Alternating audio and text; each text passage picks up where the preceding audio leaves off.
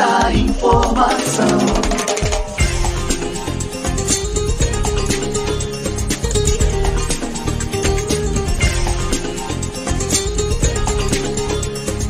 Virtual News.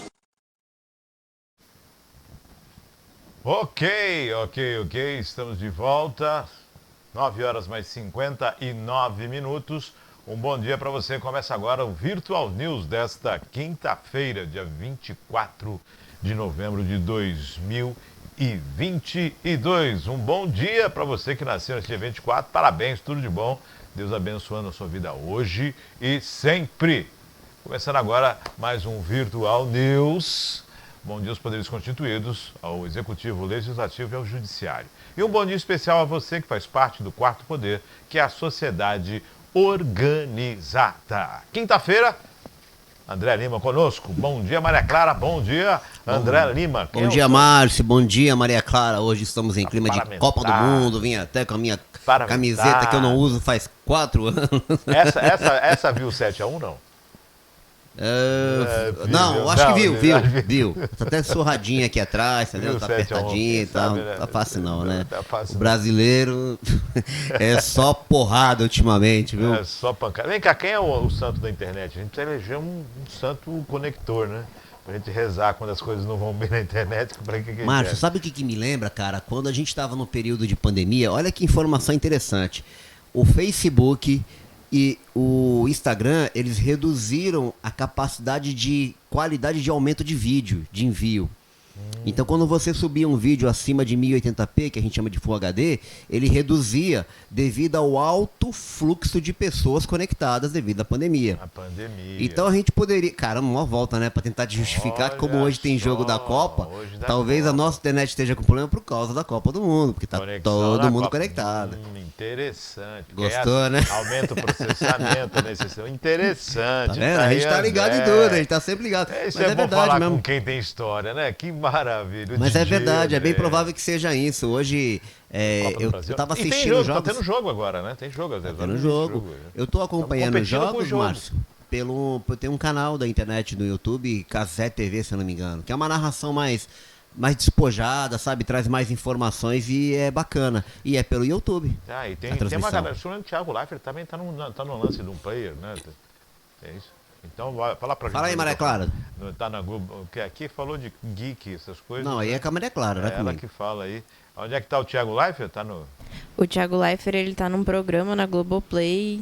Eu não sei se é de segunda a sexta ou todos os dias, mas é às 15 horas. Às 15 horas. Tá isso. Aí. Então tá rolando lá.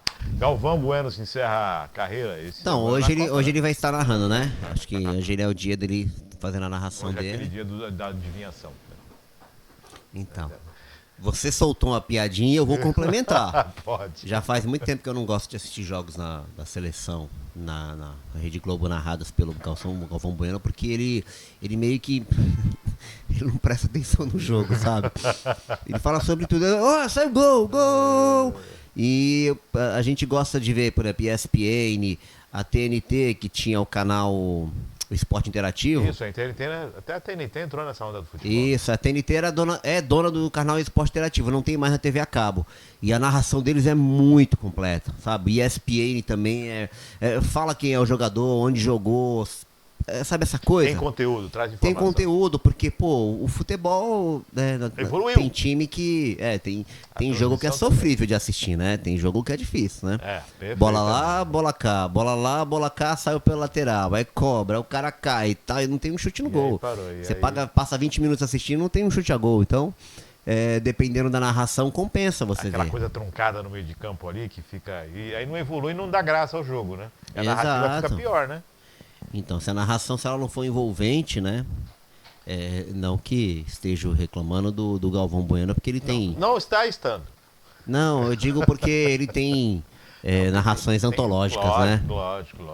Memes e mais memes, né? Falem bem ou mal, mas falem. Não tem que falar, né? Não tem ele como, passava, né? Realmente ele passava emoção. Hoje não, eu acho que ele tá mais para um comentarista, viu, Márcio? Olha o nosso saudoso Luciano do Vale. Luciano Vale. Ele tá mais para um comentarista, gosta de falar alguma coisinha, sabe? Então ele não tá narrando o jogo. Silvio Luiz, né?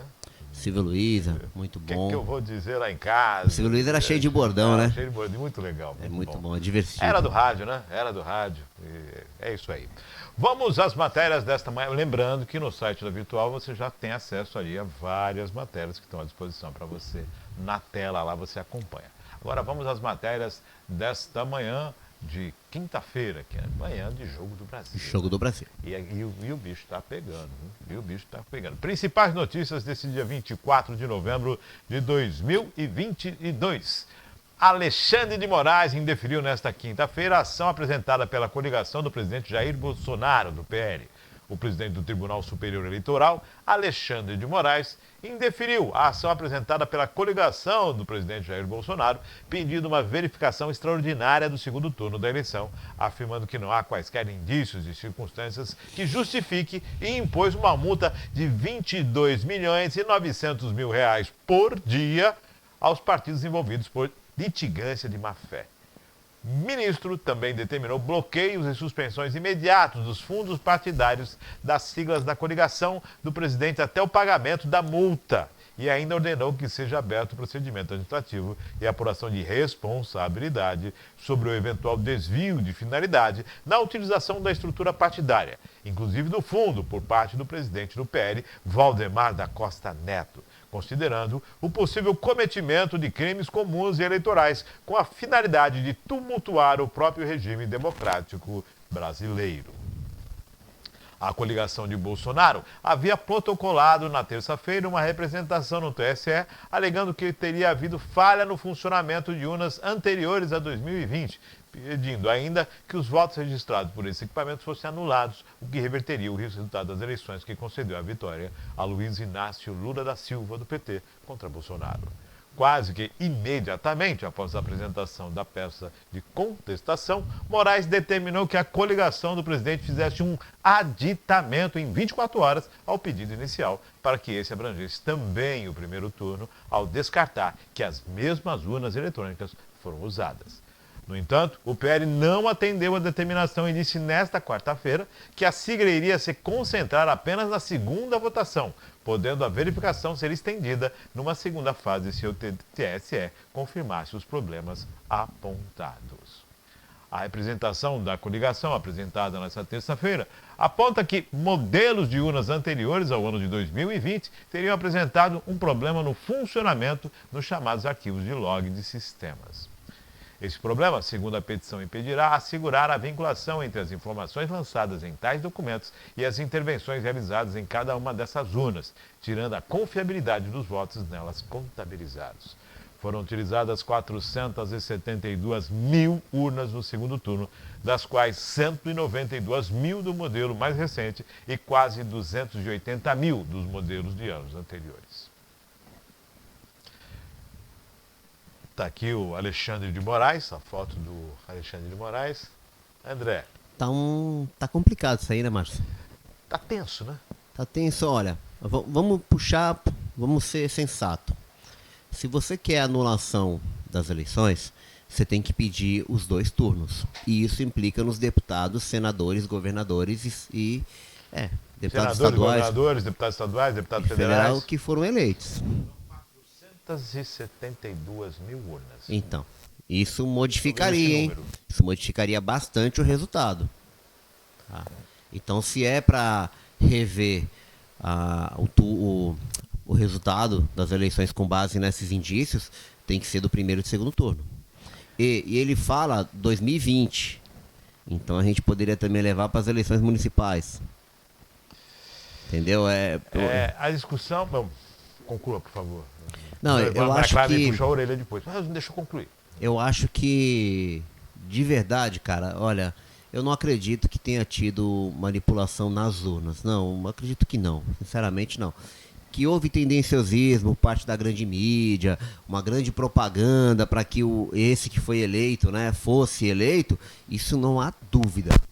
Até nas campanhas de televisão você podia ver que havia um direcionamento de quando aparecia um fulano e o outro vinha logo em seguida rebatendo.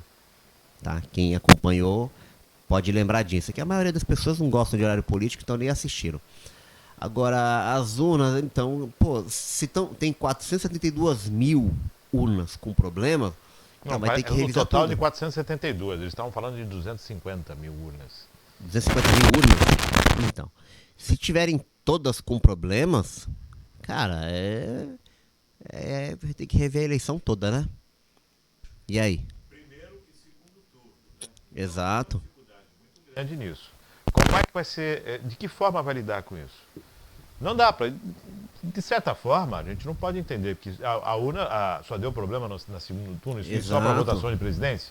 Não, se for discutir as eleições, tem que discutir tudo. Tem que discutir, inclusive, se for só no segundo turno, o governador também. Tudo, tem que Tudo. discutir tudo. Vai lá, vai na base, começa de novo, senador, governador. Por quê, ué? E outra, tirou para A, não tirou para B, tirou para... Não, como é que é isso? A urna tem vontade própria? Não, a urna não tem vontade própria, Então. gente. A pessoa vai lá e vota. Agora, até o momento da votação, a pessoa pode ser influenciada, a famosa boca de urna? Pode. Mas isso é fora do sistema eletrônico. Isso é fora do sistema, entendeu? Eletrônico. Que Tá dentro do melhore, sistema, então- mas fora do eletrônico. Exatamente, que melhora então o mecanismo em volta, né, dos colégios eleitorais e tal, mas a urna não acredito que tenha mexido Então, não. agora acendeu essa luz novamente, então você esclarece isso de vez. Tudo bem que agora 29, 22 milhões, quase 23 milhões de reais de multa, né? Então, atenção, multinhas aí. Como é que Veja, vai existe, ficar, né? pô, é bem claro que existe um cabo de guerra entre o presidente do TSE atual e o presidente atual da República, né? Já tem um problema ali. Lembra quando o Bolsonaro deu a graça para aquele deputado? Uma afronta direta ao STF. Quando o STF iniciou o procedimento, investigou e julgou o deputado, uma afronta Afronta direta direta. ao Congresso Nacional. Então, E olha, Tá difícil. essa disputa não para por aí não, tá? Esse negócio vai mais além, isso vai ter desdobramento aí. E aí o Nardes solta deixa sair o áudio, né? Nessa semana, que fez com que o presidente do TSU, o Nardes, presidente do TSU, acabasse pedindo uma licença médica, se afastando por motivos esse eu de não saúde. vi. Ele fez uma declaração dizendo que as casernas estavam nervosas, né? Que o quê? As casernas estavam nervosas, que ia acontecer alguma coisa nas próximas semanas relacionadas às eleições. Quer dizer, Eita. tá todo mundo apagando o incêndio com gasolina. Tá muito bom isso, né? Tá muito bom. E se não for a seleção agora dar uma acalmada nos ânimos, Não, se não tivesse a Copa, né? A Copa do Mundo veio passar um pano assim, grandão, dá né? uma. Se o Brasil continuar. Se o Brasil, Se o Brasil vencer, né? Se o Brasil não Tomara. passar dessa primeira fase, Aí volta um assunto. aí volta, aí o Mas pessoal aí já já começa pega a as camisetas. já começa Aí já pega a camiseta. Natal, né? final do ano. Ih, o pessoal tá nem aí, não. Janeiro Bom, é que o então bicho tá essa pega. situação. Valdemar da Costa Neto, que foi condenado também no escândalo do Mensalão, né? Olha que Não criou loucura. situação, cumpriu a pena, tornozeleira, voltou, tá à frente do PL, um homem E pousa forte de da bom política, né? Pousa de bom moço, É, né? e Que o nem o homem- Eduardo Cunha. O Eduardo Cunha dá entrevista, cara. Meu, você já assistiu uma entrevista do Eduardo Cunha? Não tive esse desprazer. Meu amigo, é espetacular. Você precisa ver a firmeza com que ele afirma as coisas. Sabe, ele tem um ponto de vista. Pô, é um político, né? Não tô defendendo ele, tô dizendo que ele é um político muito experiente. Até papagaio fala. Mas não, mas você vê a análise, eu vejo que a campanha foi assim, tal, tal, tal. Aí depois tu termina, aí tu fala assim, pô, cara, mas é o Eduardo Cunha, né? Vamos a mais uma matéria. Vamos dar seguimento. Só esquece desse detalhe, ó. Porque Ele não, hein? essa, depois do Eduardo Cunha, essa foi. Vamos pro próximo. Vamos pra segmento. próxima, vai, pula pra próxima, vai. 4 mil votos que teve. Ai, atenção. Senadores defendem impedimento de Luiz Roberto Barroso. Um grupo de senadores anunciou ontem a apresentação de um pedido de impeachment do ministro do Supremo Tribunal Federal, Luiz Roberto Barroso, apresentado pelos senadores Lazier Martins, Eduardo Girão, Plínio Valério, Stevenson, né? Valentim e Luiz Carlos Eise, Carlos Viana também. O pedido será encaminhado à presidência do Senado. De acordo com o artigo 52 da Constituição, compete privativamente ao Senado processar e julgar os ministros do STF, os membros do Conselho Nacional de Justiça e do Conselho Nacional do Ministério Público, o Procurador-Geral da República e o Advogado-Geral da União, nos crimes de responsabilidade. Nesses casos, o julgamento será conduzido pelo presidente do STF, limitando-se à condenação que somente será proferida por 2/3 dos votos do Senado. A pena do cargo com inabilitação por 8 anos para o exercício de função pública, sem prejuízo das demais sanções judiciais cabíveis. Estamos entrando com um pedido de impeachment robusto, baseado num trabalho feito por alguns juristas, entre eles Roberto Lacerda e também Paulo Fernando Melo, do ministro Luiz Roberto Barroso. Nós consideramos que a regra de boa convivência é o respeito, e não iremos aqui entrar na questão do respeito ou na falta dele quando o ministro foi gentilmente convidado pela Comissão de Transparência, Fiscalização e Controle para vir a essa casa dialogar sobre a democracia no caso do seu ativismo judicial no Brasil. Ele não apenas recusou, como não deu satisfação a esta Casa Revisória da República. Também não vamos entrar na frase infeliz que demonstrou desrespeito ao povo brasileiro quando um cidadão, na mesma semana em Nova York, o questionou e ele respondeu de uma forma infeliz: perdeu, mané. Gíria usada no Brasil por alguém que subtrai algo do outro e fala isso de uma forma grosseira para as pessoas que têm subtraído um celular, uma moto ou talvez os seus direitos, observou Eduardo Girão em entrevista à imprensa. Eu falei que a coisa não estava fácil, né? Márcio, eu sempre... eu gosto do Luiz Barroso, cara. É que estamos num momento difícil, mas veja, quando foi para julgar a prisão em segunda instância, ele foi favorável à prisão em segunda instância. Ele bateu boca com o Gilmar Mendes, né? Que ele ainda falou: pô, seu Gilmar, você faz de tudo aqui para poder aparecer e para bagunçar. Ele usou umas palavras que era até bom buscar no Google. Agora, quando você fala a frase de ativismo judicial, isso está acontecendo. O Congresso, o Executivo e o Judiciário, eles não estão fazendo cada qual o seu papel. Eles estão embolando um em cima do outro. Quem era para estar julgando, processando, era o Congresso. Mas o Congresso não se mexe, ele fica parado. Decisões importantes são mudadas seus entendimentos no Poder Judiciário através do STF e o Congresso não apresenta modificação na nossa legislação, que é o caso da prisão em segunda instância, entendeu? O STF, a função dele é o guardião da Constituição, então ele decide sobre aquilo que está obscuro na lei, porque, pô, você cria uma lei para uma determinada tipicidade, por um caso, mas ficam algumas lacunas justamente pela mudança de comportamento da sociedade. Né? Não, Márcio, não é nem pela interpretação lógico, mas eu digo, o dogmas, a sociedade ela vai evoluindo, entendeu? Há tempos atrás não existia crime de internet, a gente nem tinha internet. Agora temos. Essa e hoje temos ofensas em redes sociais, não existia rede social. Então, essas mudanças, o judiciário é obrigado a tapar essas lacunas, né, esses buracos, e o Congresso não legisla. Esse é o problema. Aí fica o Judiciário fazendo a parte do Congresso, aí vem o Executivo, acaba fazendo a parte do Judiciário, entendeu? E o Congresso quer fazer a parte do Executivo quando faz emenda de relator. Tá tudo errado, gente. Tá todo mundo fora do seu quadrado.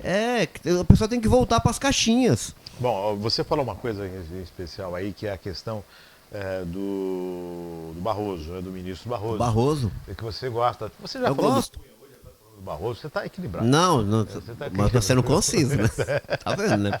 O Barroso, se você for buscar o histórico dele... Também, não é uma cutucadinha de leve. Mas se você buscar o histórico do Barroso, ele é muito bom, as decisões dele são muito boas, são favoráveis ao país. Eu vou observando essa colocação, observando aí do Camisa 10 aqui. Gostou? O Camisa 10, o André Louro que vai ficar aí. André, dá um bom dia pro André Louro. André Louro, um abraço, estamos aqui, hoje vimos de Camisa 10, vamos ver se o Brasil vai fazer alguma coisa, né? Então, com a Sérvia tem tudo para ir bem. Você imagina que você é técnico de uma seleção e o Camisa 10 Pelé tá lá. Quando você tira o Pelé do campo e fala, vou te substituir, quando você mexe com o seu melhor, o que você diz aos demais? Eu entendo isso. Se eu estou tirando o Pelé de campo, se eu estou falando do Pelé, você imagina os outros. Então, o meu entendimento é esse. E Peraí, eu não entendi. Repete, tu falou do Pelé, eu estava assistindo um vídeo sobre as seleções que são lendárias, mas não conseguiram ganhar. Então é a seleção brasileira de 82. 82, espetacular. A seleção holandesa de 74, que era a laranja mecânica ou carrossel holandês. A Hungria do Puskás, né, que foi só sacode, né? 9-0, 8-3, 5-4, arregaçou e chegou no final, perdeu. Perdeu.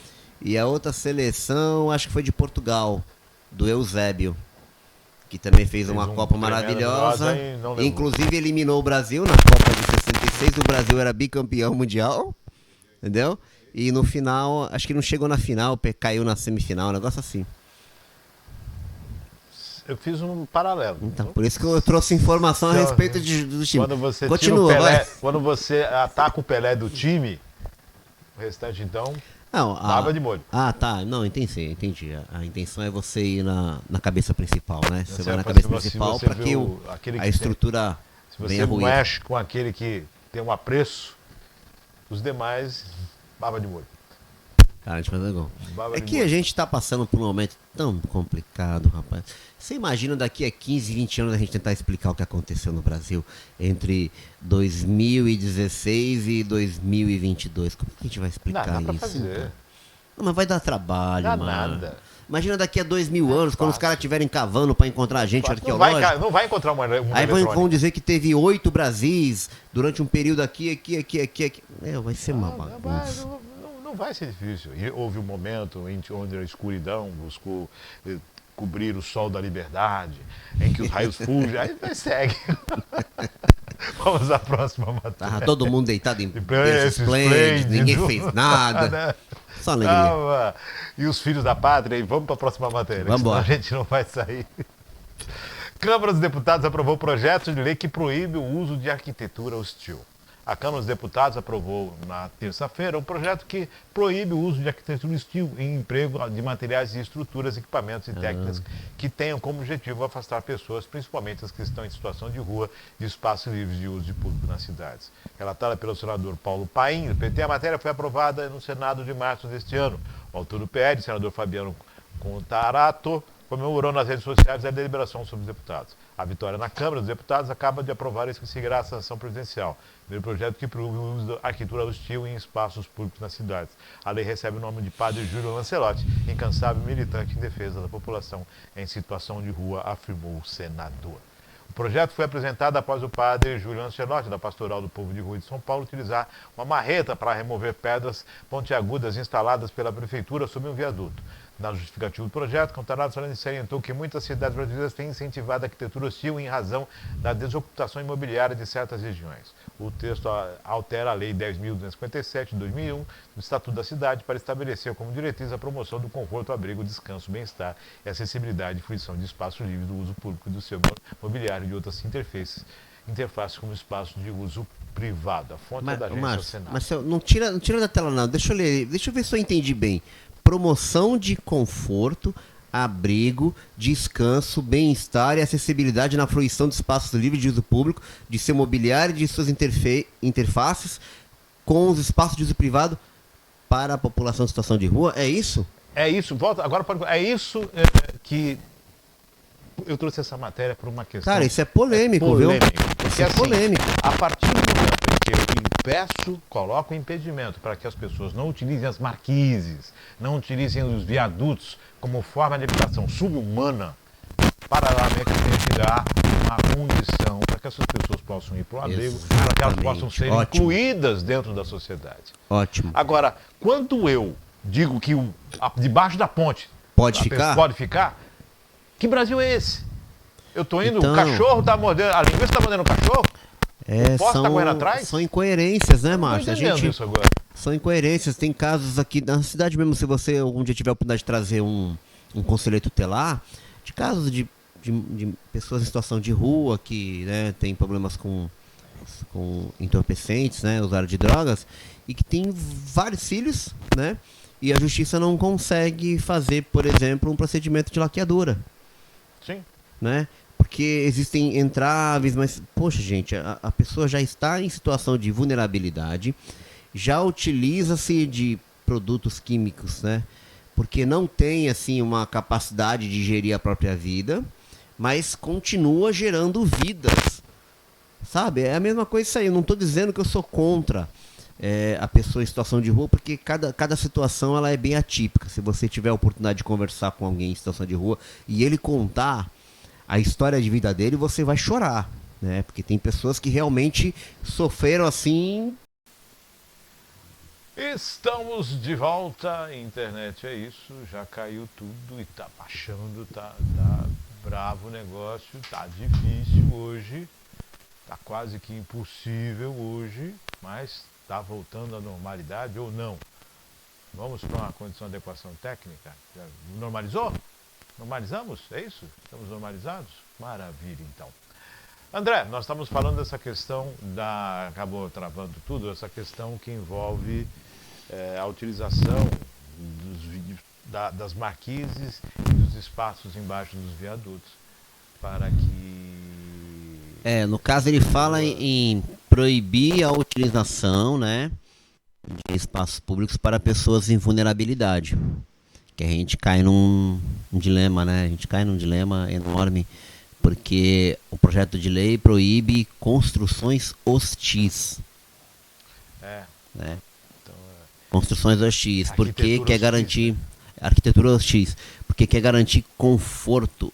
Isso não desceu legal, né? Ao invés da gente ampliar as políticas públicas e buscar melhorias e resgate dessas pessoas que estão em situação de vulnerabilidade, normalmente o pessoal de rua, né?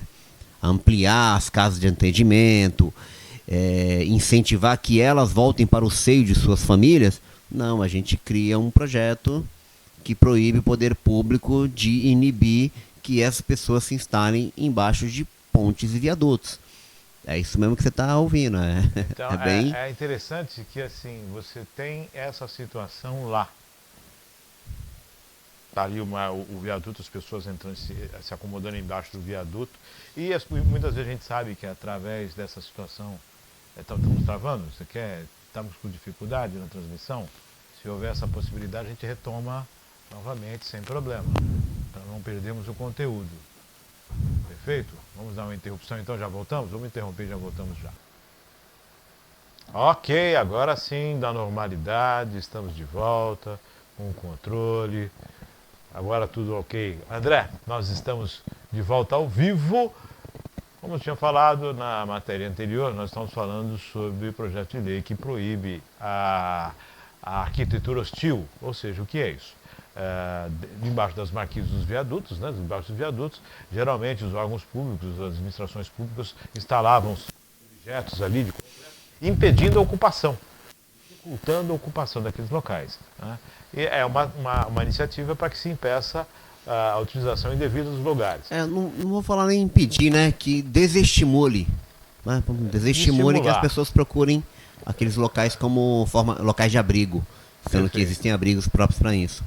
E essa utilização, o que acontece? Ela dificultou por demais, né? Esse tipo de arquitetura acabou inibindo. E agora a lei para que isso não seja permitido. Então os viadutos se tornem marquises e essas marquises se tornem moradas. Esse é um projeto habitacional, é isso? Cara, então, Márcio, bicho, se for debater com um deputado desse, entendeu? Porque joga pra galera, né? Você fez algum projeto habitacional? Você melhorou a vida dessa pessoa? Não, você tá arrumando um lugar para ele se encostar e se tornar ainda mais vulnerável. Pelo amor de Deus, cara, a gente precisa evoluir muito. Tá difícil, né? Isso não é política pública, cara. Isso é política de miséria. Desculpa ser rude nas palavras, mas, é vender miséria, fazer com que as pessoas sejam cada vez mais miseráveis. Você quer que as pessoas tenham direito a ir para debaixo do viaduto. Exato. Isso. Vamos à próxima matéria. Acho que até essa matéria está travando tudo. Não, acho que é culpa da matéria, viu? A internet cai por causa dessa matéria aí, porque é um absurdo isso aí, pô. Realmente, é muito forte isso. É um absurdo. É difícil. Não estamos criticando a ação do padre. Criticando, tem que... O Lancelotti estava tirando as pessoas da rua. Exato. Ali era um momento em qual o padre interpretou que aquilo seria um descaso. É como se o poder público fala, isso não é meu, se vira, vai para outro lugar. Eu entendo assim, você colocou, eu te tirei das minhas vistas. Peraí, então você está colocando essa... Então tudo bem, então cadê a tua política pública? Exato. Legal, é isso que eu entendo. Nós temos que, você colocou lá política pública. Se é obrigado a colocar, é obrigado a ter política pública. Né? Porque tirou do viaduto, tirou da frente de todo mundo, não é assim. É que nem a Cracolândia, né? Perfeito. É um problema difícil Acaba de com você a resolver. Cracolândia, não. As pessoas Você tira de um lado para o outro, mas você não tratou o problema. Então essa que é a situação. Vamos à próxima matéria, porque essa está travando tudo. Traz mais... Isso é complicado, viu? Confiança dos consumidores brasileiros recuou em novembro pela segunda vez seguida. A confiança dos consumidores brasileiros recuou em novembro pela segunda vez seguida e foi o menor nível desde agosto, uma vez que aumentou o pessimismo sobre as finanças familiares, mostraram dados da Fundação Getúlio Vargas, divulgados nesta quinta-feira. O Índice de Confiança do Consumidor, o ICC, da FGV, teve no mês queda de 3,3 pontos e foi para 85,3 pontos, com piora das avaliações tanto sobre o movimento atual quanto as expectativas em relação aos próximos meses.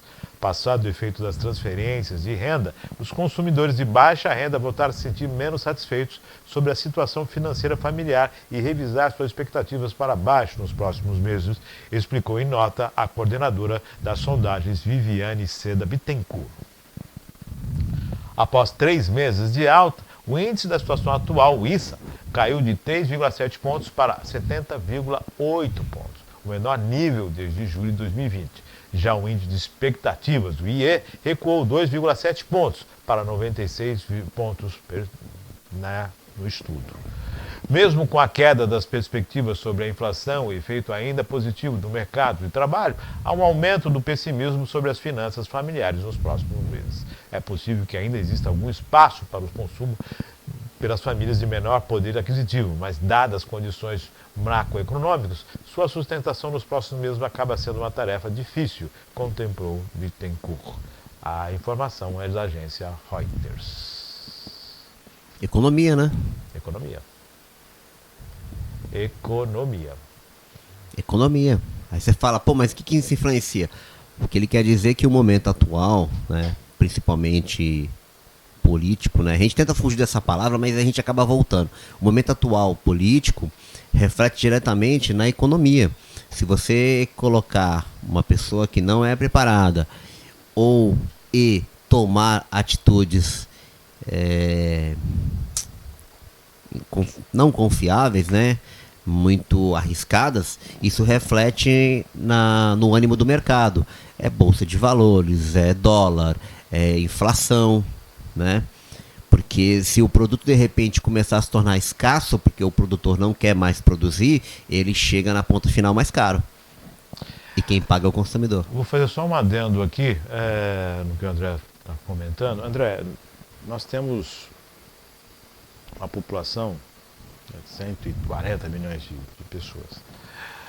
A cesta básica, uma cesta básica de fato, para as pessoas se alimentarem de uma forma melhor, é R$ 1.500, vamos colocar, se você for fazer uma compra realmente para uma família de 4 pessoas. Vamos colocar isso. O que não... mas assim, não é a realidade, não né? é a realidade. Então, dentro da realidade, está o quê? R$ 500, R$ 600, certo? Isso, então, isso. O número de pessoas que ganham abaixo de R$ 2.000 é a maioria nesse país. Exatamente. Então, assim, quando você tem uma alteração direto na cesta básica, quem ganha 6, 7, 8, 10, 12, 15... Não vai sentir. Não vai sentir. Agora, aquele que ganha 1,5, 1,200, 1,500, o salário mínimo, ele vai sentir, o impacto é grande. Enorme. Aquele 50, 60, 70% da renda familiar. O que ganha 3 sente. Então, assim, não dá para você observar isso do ponto de vista da classe média alta. Supermercado atinge a maioria, e a maioria exatamente, são é a itens de classe consumo. média baixa. É isso. Bom, então, a insatisfação, a preocupação é enorme, com certeza. Vamos à próxima matéria desta quinta-feira de seleção brasileira. Vamos à próxima matéria. Assim, reabertura do centro de testagem da Covid tem mais de 480 atendimentos em Santos, com o objetivo de ampliar o acesso a testes rápidos do Covid-19 e oferecer mais conforto à população. Santos reabriu na quarta-feira, o centro de testagem no ginásio da Portuguesa Santista. No primeiro dia de funcionamento, das 9 às 15 horas, 483 munícipes realizaram o teste. Ao todo, foram registrados 160 resultados positivos, o que responde a 33,1% dos testados. O serviço no estádio Eurico Mursa funcionará de segunda a sexta-feira, das 8 às 14 horas. Nesta quinta-feira, dia da estreia do Brasil na Copa do Mundo, haverá mudança no expediente. O atendimento no local será encerrado às 13 horas. Para ter acesso ao teste, é necessário ser morador de Santos e apresentar sintomas gripais. É preciso levar documento com foto e comprovante de residência na cidade. O resultado do teste antígeno é conhecido em 15 minutos. André. Cara, isso me assusta, viu, bicho? Me assusta porque as perspectivas é que a pandemia tá voltando. Espero que não volte. Sinceramente, não deve voltar. Mas medidas preventivas, como esse centro de testagem é muito bom. Alguns locais estão exigindo a máscara de novo. Alguns locais acho que nem deixaram de exigir, né? Essa semana eu fui fazer exame de vistas para renovar a CNH e eu cheguei na clínica, não podia entrar porque eu estava sem máscara. Tive que voltar para colocar a máscara. E pelo que eu vi lá, conversei com o atendente, eles nunca deixaram de utilizar, né? Eles continuaram até que se normalize totalmente. Então, espero que não venha uma nova onda de... eu quero um pouco mais de água, Márcio, por favor. Tô até com a garganta seca. Espero que não venha uma nova onda de pandemia, né? Estão dizendo que o vírus se mutou de novo. Se mutou não, sofreu mutação e que ele pode vir até mais forte, né? Então já estamos indo para a quinta dose. A gente já dizia isso lá atrás, que a vacina anti-Covid, ela não seria uma vacina para erradicar a doença, sim, ela passaria a ser uma providência anual, né? Como algumas outras patologias que nós temos, como gripe e tal, para certas camadas da sociedade, idade. Então eu acho que é válido, né? Que as cidades vizinhas sigam esse exemplo. Santos, como tem uma população idosa superior, eu acho que é a maior aqui da Baixada Santista, devido à sua qualidade de vida, claro, eles estão se preocupando com a sua população. Isso é muito bom. Isso é muito bom mesmo. A minha preocupação é quando as cidades, que na verdade a Baixada podia se unir, né? E tentar, porque você começa a pensar macro, né? Porque o morador de Cubatão trabalha em Santos, o morador de Santos trabalha em São Vicente, Praia Grande trabalha nos dois lugares, quer dizer, você tem ou o filho trabalha na cidade, você mora em outra, estuda em outra, então, entendeu? É quase tudo conectado, né? Muito conectado, então precisa de repente começar a pensar de forma macro. Mas de olho aí, né? Lembrando que a máscara não é obrigatória. Não é obrigatória. É proibida. Lá no cartório nós voltamos a disponibilizar o álcool em gel, né? Então, a máscara não está proibida, tá? Ela só não é obrigatória. Não é obrigatória. Vamos à próxima matéria, vamos para mais uma matéria. Expediente da Prefeitura de Cubatão durante os Jogos da Seleção Brasileira na Copa do Mundo. A Prefeitura Municipal de Cubatão informa o horário de funcionamento nos dias dos Jogos da Seleção Brasileira na Copa do Mundo, lógico, né, deste ano. O decreto foi publicado na edição número 1111. Interessante o número, né? 1111 do Diário Oficial do Município, em 11 de novembro. Olha. Tudo 11, né? 11 de novembro. Camisa 11. Nesta quinta-feira, dia 24, não haverá aulas no período vespertino nas escolas da rede municipal de ensino. Os alunos que cursam período integral serão dispensados ao meio-dia, de acordo com a Secretaria de Educação. Tem mais. Das 8 às 14 horas, quando o jogo ocorrer às 16 horas, o atendimento ao público será das 10 às 13. Das 8 às 11 horas, quando ocorrer às 13 horas, o atendimento público será das 8 às 10h30. Não haverá expediente quando o jogo ocorrer às 12 horas, portanto, sem atendimento ao público. Ainda de acordo com o decreto, ficam excluídos do expediente especial os serviços de atendimento emergencial de saúde, parques ecológicos, coleta de lixo domiciliar, vigilância, segurança pública, fiscalização de receita, obras públicas e particulares, cemitério, velório, varrição de ruas e feiras livres, transporte de água, de carro-tanque para o consumo doméstico, paquenerinas. Além disso, como servidores municipais que, por absoluta necessidade de serviço, forem convocados para trabalhar nas datas dos jogos. Deixa eu entender. Quando nos dias quando de o jogo jogos for às 4 horas. Quando o jogo for às 16 horas, o expediente é das 8 às 14. Mas só atende das 10 às 13. Das 10 às 13. Quando o jogo for às 13 horas... Expediente das 8 às 11. Das 11. Mas só atende das 8 às 10h30. Isso. E quando Não o jogo abriu, for for meio-dia, não atende ninguém. é dia, Não ponto tem, facultativo. não tem atendimento ao Márcio, público. na primeira fase tem algum jogo do Brasil marcado para meio-dia? Não sei, vou até olhar isso. Eu acho que não, né? Acho que Eu não. acho que- Então, assim, ficou bom, né? Meu, esse mês de novembro, pensa num mês que quebrou no meio, cara. Meu Deus do céu. O comércio não deve meu estar muito Deus feliz, do não. O céu, comércio cubatense, meu né? Deus do céu. O comércio das cidades litorâneas que tem um forte apelo turístico deve estar comemorando, né? Deve estar feliz pra caramba. Né? Meu Deus, mas tudo bem, né? Faz parte. Faz parte, Vamos lá, é, faz é o ônus, é o Vamos ônus. lá, faz parte. Acho que na indústria, na Petrobras, deve estar até longe dentro das unidades. É, lógico, a indústria vai parar de produzir nunca. Bom, André, nós vamos falar aqui dessa questão que envolve o dia 30 agora encerra o contrato da Associação São Francisco Xavier, da instituição, da Fundação São Francisco Xavier, com a municipalidade, que eles estão à frente do Hospital Modelo e do Centro de Oncologia de Cubatão. Tem toda essa situação agora e o Ministério Público está no meio disso agora, determinando o exercício, né, a execução da licitação o mais rápido possível. Mais rápido possível. André. Ô Márcio, teve uma CEI da saúde que terminou agora em abril, né? E nessa CEI que foi interminável, acho que teve quase todos os vereadores participaram, um monte de gente foi ouvido, a gente até comentou aqui no programa, e a CEI recomendava a substituição da entidade, já recomendava. Então já havia uma possibilidade de que a entidade não iria ficar. Quando chegou em agosto, teve um vereador que denunciou, até através de uma live, que o contrato iria vencer dia 30 de novembro. Denunciou não, ele alertou que iria vencer dia 30 de novembro e que não estava vislumbrando que o município estaria preparando um processo licitatório de substituição. Pois bem, estamos no dia 24 de novembro, há 6 dias do contrato vencer e ainda não tem um processo licitatório aberto.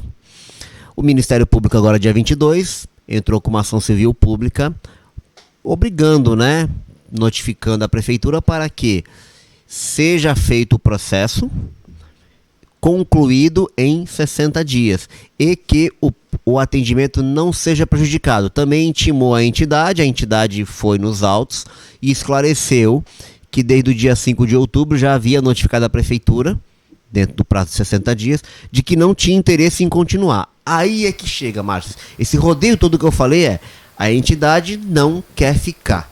Ela quer ir embora. Tanto que há mais ou menos uns 45 dias atrás já havia vazado uma notificação da própria entidade para os convênios, né, de que iria encerrar as atividades, comunicou a Caixa de Previdência de que não teria mais atendimento.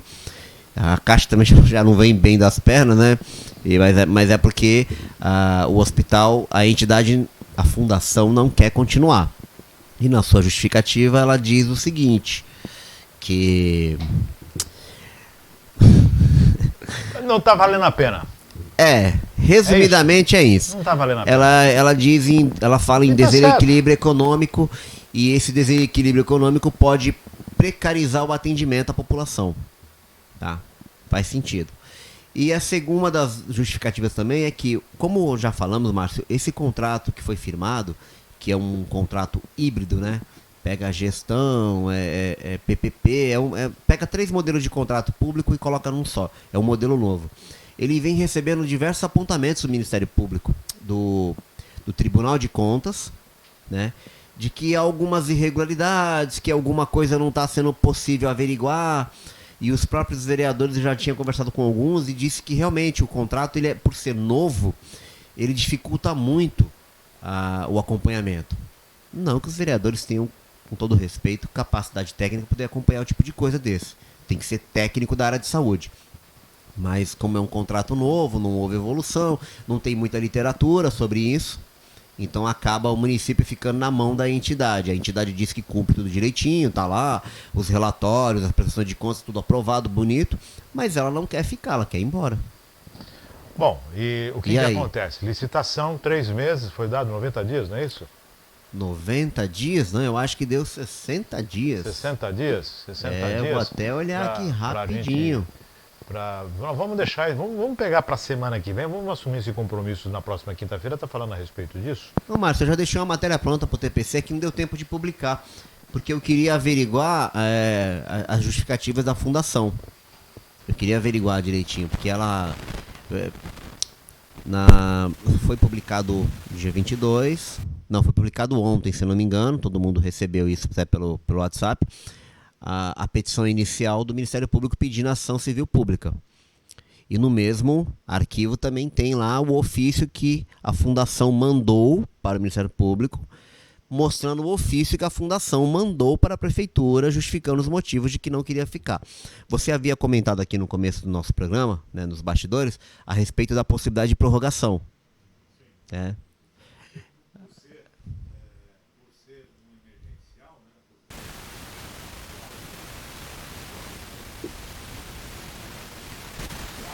Da região. Então essa situação envolveria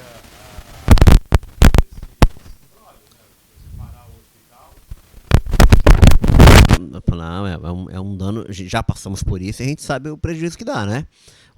A cidade de Santos quase colapsou. Porque Santos São Vicente não tem, né, atendimento. São Vicente inaugurou, ou está para inaugurar um hospital. Acho que foi um hospital que eles inauguraram nos Tambores, não lembro bem.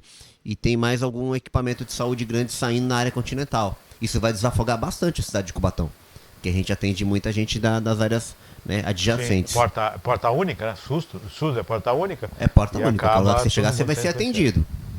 Então, em tese, né? Em tese. Tem cidade que você chega, o cara tem um carro para te mandar de volta. Mas não vamos falar sobre isso. Situação. Vamos aguardar então. Semana que vem vamos trazer esse assunto. Eu devo publicar de hoje para amanhã, que eu precisava averiguar alguma coisa, e você falou a respeito da prorrogação.